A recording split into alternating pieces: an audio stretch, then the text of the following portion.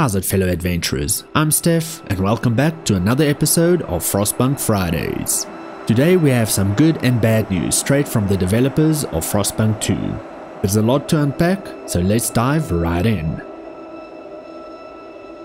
Just over 2 months ago, many of us had the chance to play Frostpunk 2 beta, and the feedback we provided has been incredibly valuable. The developers have taken our praise and critique to heart, and are working hard to implement some fantastic features and improvements.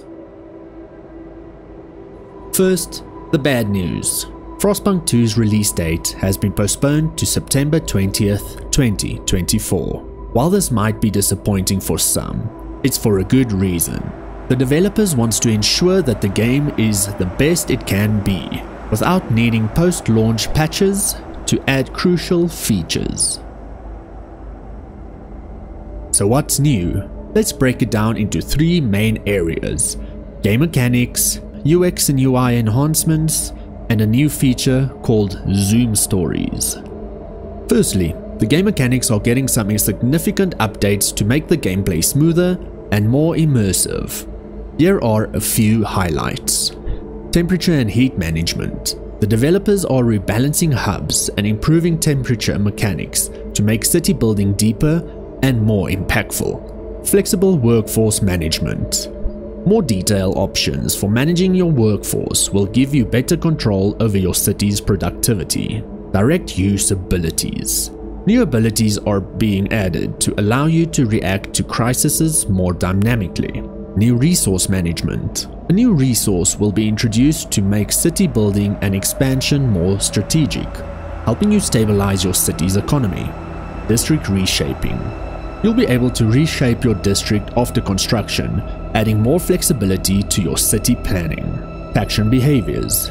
Factions will behave in ways that better align with their lore, adding more depth to the game's narrative. Protest management. A more thoughtful approach to dealing with protests will make managing your city's social dynamics more complex and rewarding. Next, let's talk about UX and UI improvements. The head-up display is being revamped to be clearer and more intuitive. New construction menu. A new menu and 5 new city hubs will make city building more streamlined. Enhanced idea tree. The idea tree and Frostland are getting a facelift to improve clarity, readability, and overall look and feel. Zoom Stories, a new city feature.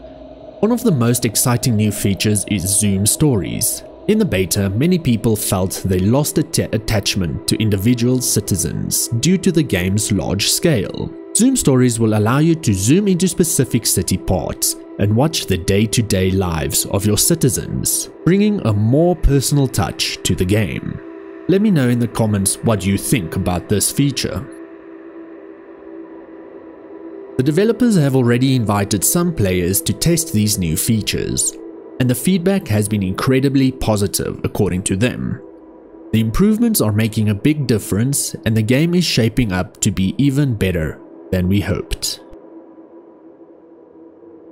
So, while we have to wait a bit longer for the release date of Frostpunk 2, it's clear that the extra time will be well spent. The developers are dedicated to deliver the best possible experience, and these new features and improvements are just the beginning. Stay tuned for more behind the scenes updates as we count down to September 20th release. Until then, stay frosty and may your cities thrive in the frozen wasteland.